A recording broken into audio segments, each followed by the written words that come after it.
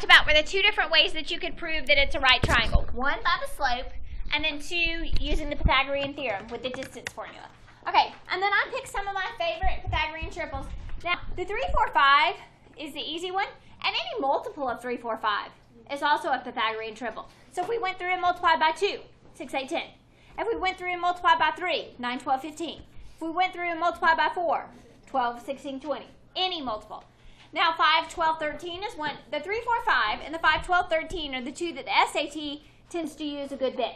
So I've seen those two a lot. 8, 15, 17. Anybody pick that one? Yep. Good. 7, 24, 25?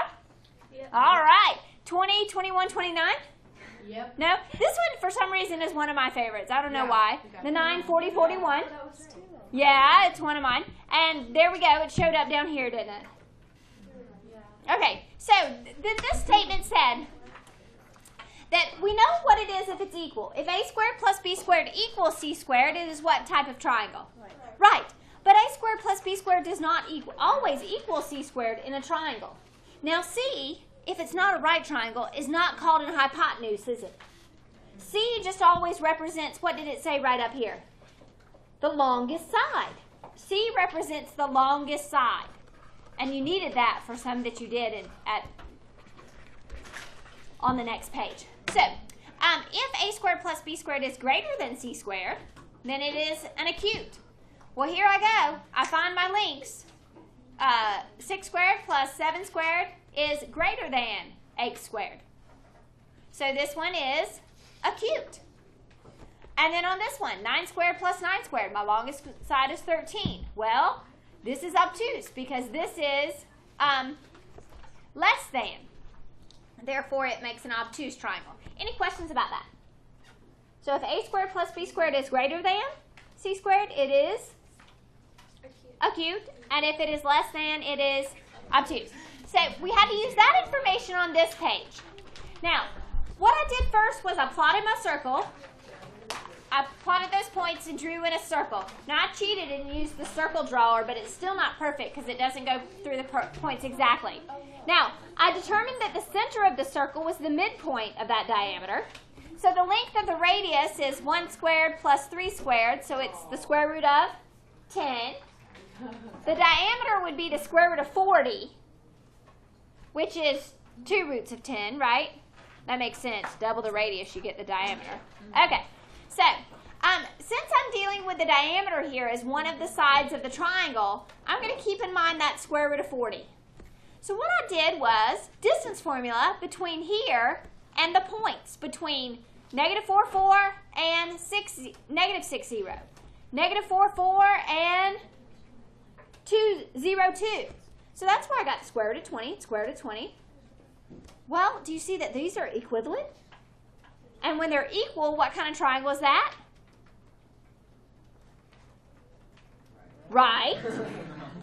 Okay, now to find the center, the distance from the center. Well, the center I just found a second ago was the point. Negative 3, 1. So when I do the distance formula here, I get square root of 10. Well, what was the radius of the circle? Square root of 10. So where does that point have to lie? If the distance from the center and the length of the radius are the same, then that has to be on the circle, doesn't it? Okay, now when I did this one, I got that this is less than the length of the hypotenuse. And when it's less than, it tells me obtuse. And when I found the distance from the center, I got 3. Is 3 greater than or less than square root of 10? It's less than. So if this distance from the center is less than the radius, where does the point have to lie?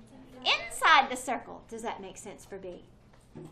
All right, this one, I did the distances, and I got that this is 9 plus 37 is 46, which is greater than 40. So these two are greater than, so it tells me it is acute. The distance from the center was the square root of 13, which is larger than the radius, so it must lie outside. And then this one, I got 48 is less than this, so it's obtuse. But this time the radius is greater than, so it is outside. Now the first time I got obtuse, it was less than, so it was inside. Now I get obtuse, and it's greater than, and it is outside. Last one, here's my work down here. It ended up being right. I got the square root of 10 squared plus the square root of 40 squared equals the square root of 50 squared. Now, do you see how this square root of 40 on D and E was not the biggest side, was it? The square root of 40 is no longer the largest side. So I couldn't let it be my C anymore, could I? I had a new C this time on D and E. But since this is equivalent, this is right. But since the distance from the center is square root of 20, this one has to lie outside the circle. So, here's what you should have noticed. And this is what you should have summarized. If it lies inside the circle, it's always going to be obtuse. If it lies on the circle, it will always be right. And when it's right, that hypotenuse is always the diameter. But if it lies outside, we have three scenarios. If it lies between the two tangent lines, it's an acute triangle. On the tangent line, it is a right triangle.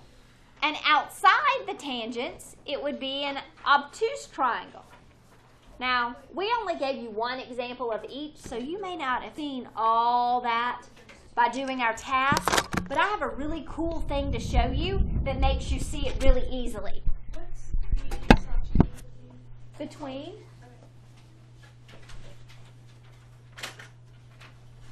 Okay, so if we look at this, here's a point. Here's a point. Do you see that this is outside the triangle but in between the two tangents? Do you see that all of these are less than 90 no matter where I move that point? It's an acute triangle. But when I go to the tangent, we're going to have to round a little bit. Do you see how that would round to 90? On the tangent, it becomes a right.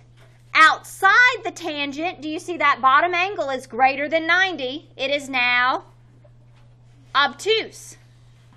Okay, inside the circle. Let's go anywhere inside. Right there. Do I have an angle greater than 90? Yes, I do. Over here. Angle greater than 90? Yes, I do. Over here. Over here. Over here. Over here. Over here. Over here. So, inside, it's always obtuse. And then I have one more to show you, which for some reason I don't have opened. I have closed. Hold on one second. Here it comes. Here it comes. On the circle. There we go. Okay. All right, now, look at this point F. Do you see it always stays on the circle? What is this degree measure right here? No matter what? 90. So if the point is on the circle, it is always 90 degrees. Okay, but if it's not on the circle, we have all those options. Inside, obtuse. Outside, it's acute if it's between the tangents. Right if it's on the tangent. Obtuse if it's outside the tangents. Okay, my notes will be on my website.